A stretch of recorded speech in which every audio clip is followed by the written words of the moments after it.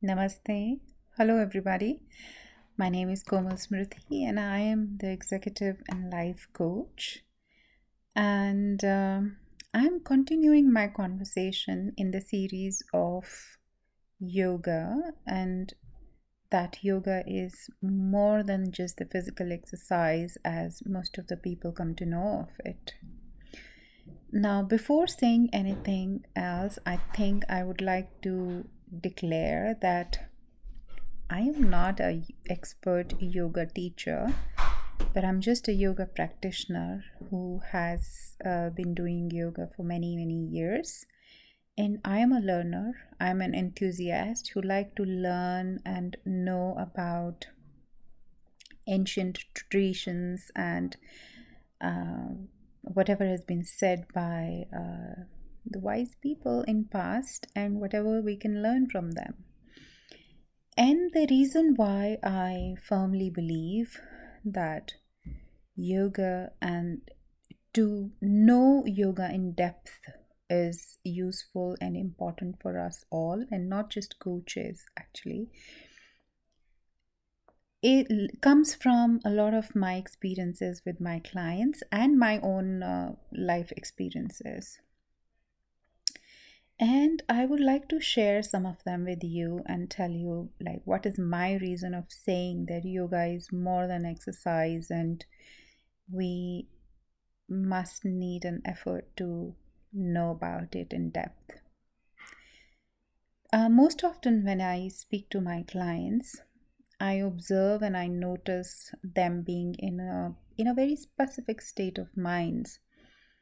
Most of them are in either in a mental state of chaos, not knowing which direction they want to move to, or not sure what they want to do, what they want to achieve, or even if there is a certain inkling inside them, they're not very clear. They don't have a clear vision, a clear direction in their mind. Sometimes I also come across people who would say that, yes, I know what I need to do, I know what I want to do, but still somehow I don't know why I don't do this. Like, I know I shouldn't eat sugar, but still I can't control myself. I know I should start rising up early in the morning, going out for a walk, but still somehow I don't do it. I know I need to take this action, but something stops me, something comes in my way. And what comes in our way is our own self in one way or another. The story is the same all the time. So I see a lot of people being in the states of mind of either in a totally scattered, not having a straight direction, or not knowing what path they want to take, or then those who know where they want to go, who know what they want to do, but somehow a part of them within themselves isn't supporting and isn't letting them go in that direction. That. And I think from both of those states of minds, all we need in order to be satisfied, to be content, and to be, you know, targeting our energies in the right direction, we need to bring our mind together. We need to come to a state which in Sanskrit is called as ekagra, or it's called as the one point centered mind, where all your energies you can move into one direction and move towards that direction. Whereas, like, if you know you need to go in a direction at an intellectual level, you can also bring your body along. Because understand, in the language of yoga, mind and body are not two different entity, but mind body is one larger system, where what we call body is the gross system and what we call mind is the subtle system. But both of these gross and subtle system has an interconnection with each other, where our subtle body, which is our mind, impacts the way we act through our bodies. And similarly, how we use our bodies is going to impact our thoughts, our emotions, and our state of being. So, when you know something, but you're not able to take an action, or when you're doing something but it's not bringing you harmony, not bringing you peace and solace, that means you are internally disconnected with self. And to bring back that connection is what is done in yoga. Yoga itself means to join, to connect. And to connect what?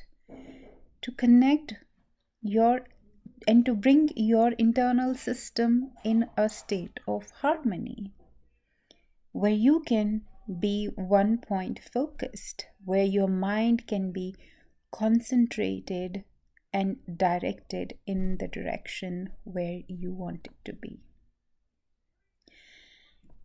But in order to do that, you need something to happen. And that something is also explained in yoga as the witness consciousness, or to become a witness of self. That means you develop a capability or a capacity that you are able to witness yourself in the moment, that you start becoming aware of what are you doing, what are you thinking in the moment, where you do not depend upon others to point anything out to you, but you become your own witness. Because when that happens, then your connection with the other tendencies of your mind or other modifications of your mind is taken away. Then you're not just an actor or a reactor, but you are only a witness. And then on the spot, whatever right actions are required, you are able to do that. Now, to explain that, I'll share with you another example that happened with me a few years back when I was training for my coach certification. And I was also coaching with another coach friend. It's a very interesting process when you train to become coach and go through your certification process. There are certain things that you need to do. You need to practice coaching. You need to record your coaching conversations, make transcripts, and review those transcripts and see how did you do in that conversation. You also are supposed to go back to your recordings and observe and notice where did you perform well, where you weren't present, and what you could have done better. Now, that wasn't a very easy process because, one, going back and listening to myself and my recordings was, oh my god, terrible experience. Because every time I would end up finding so many mistakes in what I said or what I even asked, and then I would wonder, like, I can notice and observe it right now. What happened at that point of time when I was in that conversation? And so many times I would wonder, only if I could just be more conscious of what am I saying in the moment, I would be a better coach. Seriously, I had that thought, and I even brought this subject to discuss in one of my peer coaching where I was being coached by another coach friend.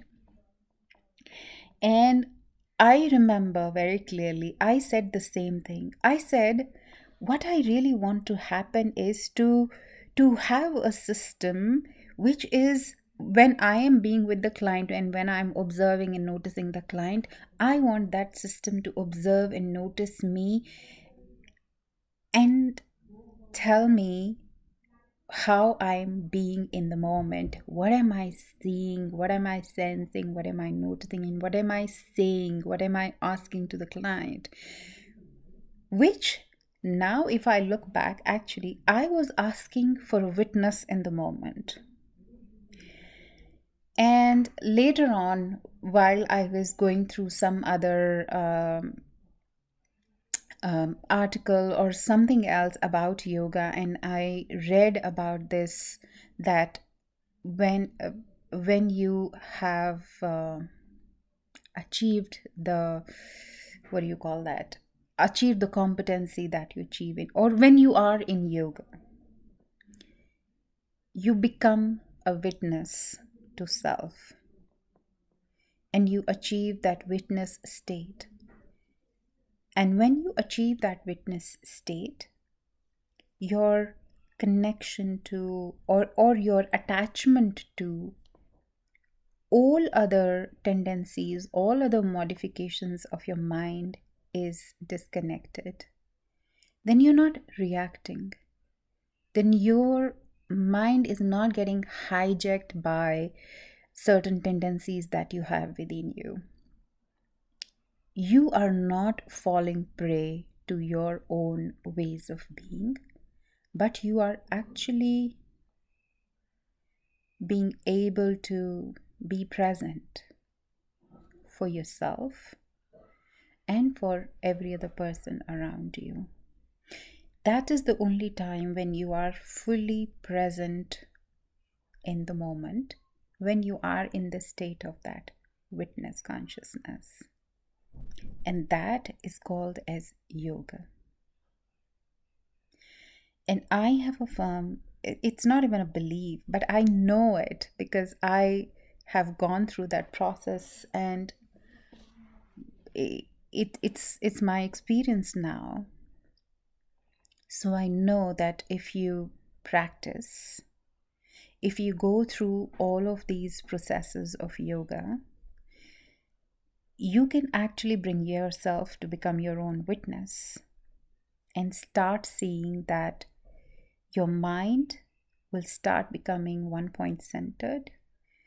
All your tendencies are going to fall down, which it doesn't mean that you will lose all of those capacities. No, you will retain those capacities, but then you will not be at mercy of the ways of your mind. Rather, your mind will become a tool in your hands which you can utilize to your benefit. If at any given moment reason is required, you'll be able to reason. Imagination is required, you'll be able to use imagination. And all those faculties which you feel you've not been very good earlier, you can even cultivate them. You can even cultivate those. And you will also notice that earlier, when your intellect and your body would not listen to each other, they will start to fall in line, because now they are not fighting for who's the boss or who's the leader, but you have really taken charge of both of them. The witness inside you is now the leader, and everybody else is just following the leader. So the witness would direct and guide all of your entities, all of your faculties, all of your tendencies to fall in line, do their best act. And this is also a very sustainable and a very, I would say, wholesome way of being, actually. Now the question comes is that how do you come to that state of becoming your own witness? What is it that you need to do in yoga? So there are many ways. In yoga, it is believed that there is no one way of achieving this witness consciousness, or there is no one way of coming to this inner harmony, because people have different personalities, different ways of being in the world. So there are different paths to achieve this inner harmony and peace with self.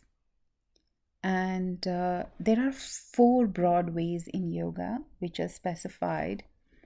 They are Bhakti Yoga, Gyan Yoga, Karma Yoga, and Raj Yoga, as specified by Patanjali. I'll just share a little bit about what all these ways are, and that how all of these paths eventually lead to where um, you want to be. So let's begin with Karma Yoga. So Karma is basically action. So how the path of action can lead you to this inner harmony and um, control of self. It says that you can, and Karma Yoga is actually a path for all of those people who are more action oriented, who are like, if we distinguish between people who are, some people are very heart oriented people, some are very head oriented people, and some are very action oriented, or I would say hand oriented people. So all of these parts of yogas are actually for these three different type of predominant category of people.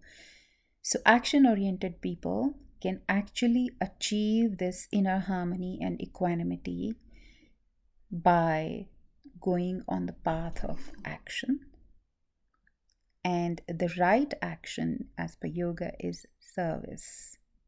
Having a sense of service, or having an understanding of what your action is in service of, where your action is directed. So every action which is in service of, or which benefits others or organization or masses, or has a greater purpose to achieve, leads you to that inner harmony. That is why the sense of service and compassion and sense of purpose is important. Because if you follow that path, you will reach that harmony. When you're aligned to that sense of service, or when you're aligned to a sense of purpose, your mind is focused and concentrated. Again, it doesn't fall to its own tendencies. Second way is the bhakti yoga. Bhakti simply means devotion, the path of love, the path of uh, not just compassion and kindness, but it's way more, way deeper than that. Devotions means an absolute and complete surrender of self to anything. It could be a god, it could be a person, it could be a purpose too. You could be absolutely devoted to your family, and that devotion, that bhakti, holds your energies, your mind in that space of harmony and equanimity. Because you're not just focused on self, you're not in the egoism, but your energies are directed outwards in devotion to a cause, a person, or a purpose. And that leads you to that inner harmony. Third is called as Jnana Yoga. Gyan is a word that means knowledge or wisdom. So, by achieving wisdom, by self studying, self reflection, reading or listening to the words of wisdom, contemplating on them, practicing them, and bringing them in your life, you can again achieve that inner harmony and balance and equanimity within yourself as well. Another interesting thing to note is that all of these paths of bhakti, gyan, and karma yoga, although you may have an inkling to follow one of these paths, to go all the way on these paths, you do need the other paths as well. For example, if you are an action oriented person and your path is of karma yoga, that path isn't complete without having some element of devotion or bhakti and some element of gyan or wisdom.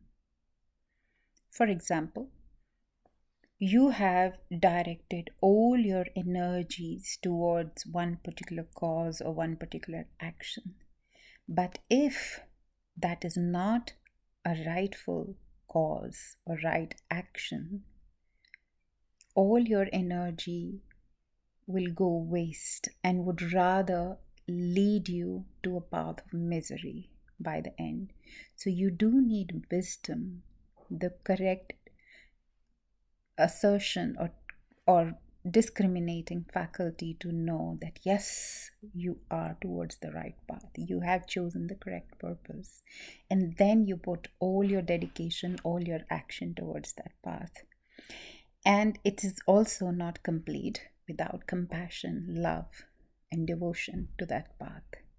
Similarly, if your path is of love, which is devotion, yes, that is your primary path, but you cannot achieve it entirely without the right action and the right wisdom.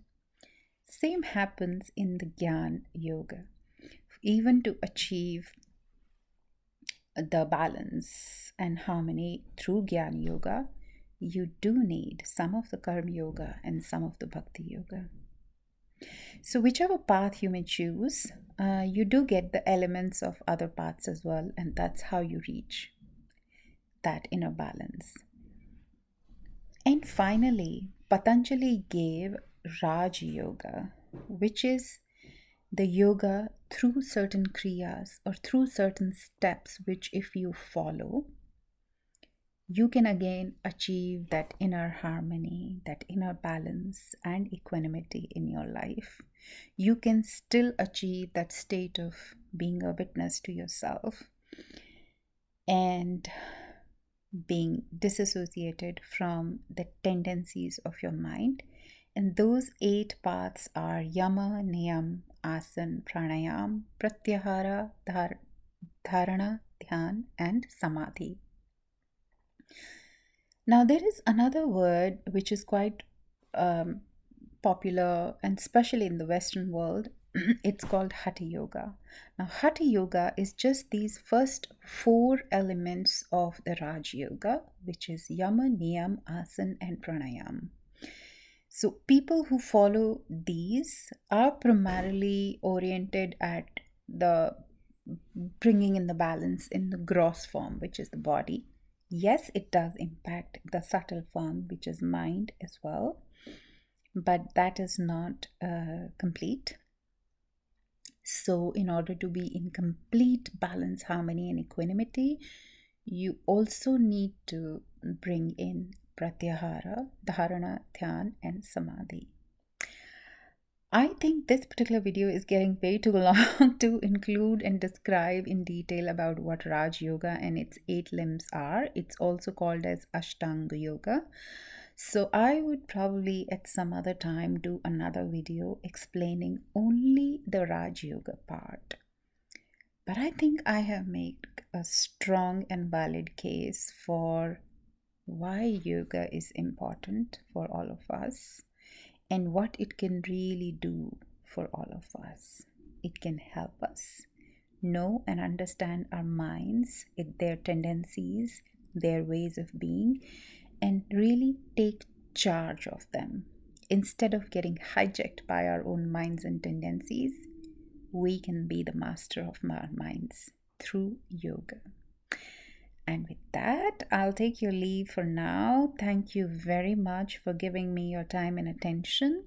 If you like what I share, please spread it out. Please share it with other people. Like it, subscribe. And I'm happy to know your feedback. So do share your feedback with me.